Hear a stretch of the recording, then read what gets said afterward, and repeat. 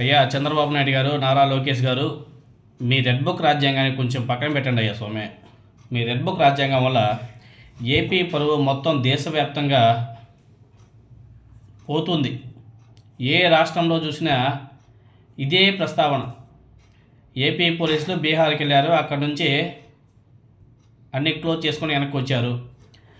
బీహార్ దెబ్బకి ఏపీ పోలీసులు దడదడ అని చెప్పేసి ఎక్కడ చూసినా అవే వార్తలు.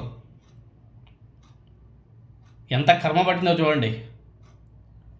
ఆంధ్రప్రదేశ్ ప్రజలకి, ఆంధ్రప్రదేశ్ ప్రభుత్వానికి బీహార్ రాష్ట్రంలో పరువు పోతుంది. బీహార్ రాష్ట్రంలో పరువు పోవడమే కాకుండా బీహార్ రాష్ట్రంలో రాసే వార్తలన్నీ కూడా దేశవ్యాప్తంగా వెళ్తున్నాయి.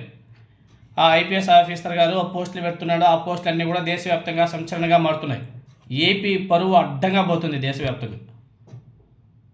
మరి ఇంత నీచమైన రాజకీయాలు చేయవలసిన అవసరం లేదు. ఏపీ పేరు మారుమోగాల దేశవ్యాప్తంగా. దేంట్లో? అభివృద్ధిలో, డెవలప్మెంట్లో, ఎడ్యుకేషన్లో, హెల్త్లో ఏపీ టాప్ అని చెప్పేసి వినాలి. కానీ ఈ రెడ్ బుక్ రాజ్యాంగం వల్ల ఏపీ పోలీసులకు రాష్ట్రంలో అవమానం అని చెప్పేసి రాస్తుంటే చాలా అసహ్యంగా ఉంది.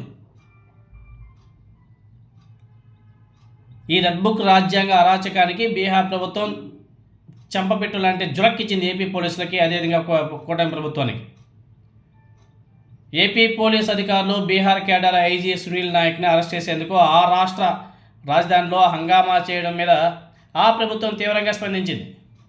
ఏ ప్రభుత్వాలైనా సరే వాళ్ళ ఆఫీసర్ని, వాళ్ళ ప్రజల్ని కాపాడుకోవడం కోసమే చేస్తారు. ఇక్కడేమంటే ఇక్కడ పరువు పోవడం కాకుండా దేశవ్యాప్తంగా తీసుకున్నారు. ఇతర రాష్ట్రాలు ఎలాంటి చర్యలు తీసుకోవాలన్నా తమ ప్రభుత్వ ముందస్తు అనుమతి తప్పనిసరి అనేసి ఆ ప్రభుత్వం తేల్చి చెప్పేసింది.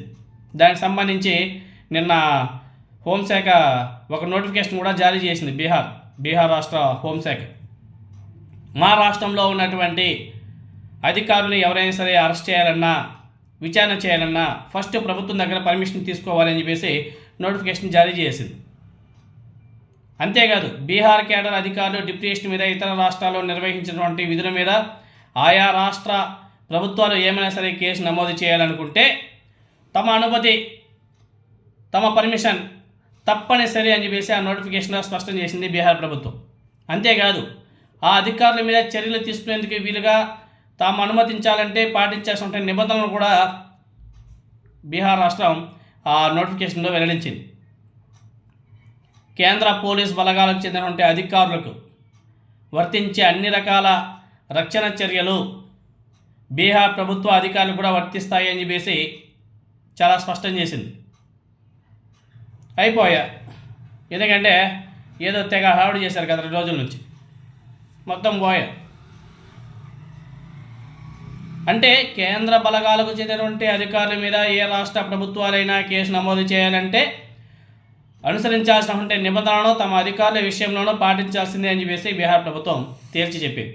అంతేగాని ఇతర రాష్ట్ర పోలీసులు బీహార్ వచ్చి తమ అధికారులను ఏకపక్షంగా అరెస్ట్ చేయడం, అదేవిధంగా ఇతరత చర్యలు తీసుకోవడానికి వీలు లేదు అని చెప్పేసి కుండ బద్దలు కొట్టింది. అందుకోసం బీహార్ కేడర్ అధికారులకు బిఎన్ఎస్ఎస్ చట్టం 218 కింద రక్షణ కల్పిస్తున్నట్లు ఆ నోటిఫికేషన్లో కూడా ప్రకటించేసింది. బీహార్ ప్రభుత్వ చర్య చంద్రబాబు ప్రభుత్వానికి చెంపపెట్టు లాంటిది. అదేవిధంగా డిప్యూటీ స్పీకర్ రఘురామకృష్ణంరాజు గారి తప్పుడు ఫిర్యాదు ఆధారంగా నమోదు చేసినట్టు అక్రమ కేసులో ఈ ఐజీ సునీల్ నాయక్ని వేధించేందుకు ఏపీ పోలీసులు తెగ ఆరాటపడుతున్నారు.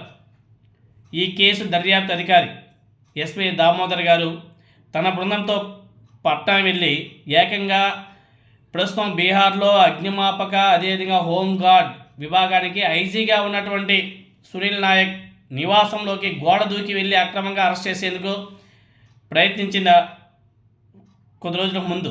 అయితే ఆ రాష్ట్ర పోలీసులు వీళ్ళ యొక్క ప్రయత్నాన్ని కూడా తిప్పికొట్టింది. ఈ కేసుని విచారించినటువంటి పాట్నా సివిల్ కోర్టు ఏపీ పోలీసుల మీద తీవ్రస్థాయిలో కూడా విరుచుకుపడింది. అన్నాడు చాలా తీవ్రంగా స్పందించింది. సునీల్ నాయక్ను అరెస్ట్ చేసి తీసుకువెళ్లేందుకు ట్రాన్సిట్ వారెంట్ జారీకి నిరాకరించినటువంటి court SP Damodar Telugu Desam party అనుకూల మీడియా ద్వారా దుష్ప్రచారం కూడా సాగించాడు. సునీల్ నాయక్ను తాము అరెస్ట్ చేసినట్లు ప్రకటించేశాడు. మరోవైపు న్యాయస్థానం తిరస్కరించిన సునీల్ నాయక్ను ఏపీకి తీసుకొచ్చేందుకు దామోదర్ గారు తన బృందంతో పట్నాలోనే మకాం వేయడం, అంతేకాదు ఆయన నివాసం ఆఫీస్ మీద ఏపీ పోలీసులు నిఘా పెట్టడం, సునీల్ నాయక్ ఆఫీస్కు రావడం లేదని స్విచ్ ఆఫ్ చేసుకున్నారని చెప్పేసి తెలుగుదేశం పార్టీ అనుకూల మీడియా ద్వారా ప్రచారం చేయించడం, ఇవన్నీ కూడా చాలా ఫాస్ట్గా జరిగిపోయాయి. ఇప్పుడు ఈ పరిణామాల మీద బీహార్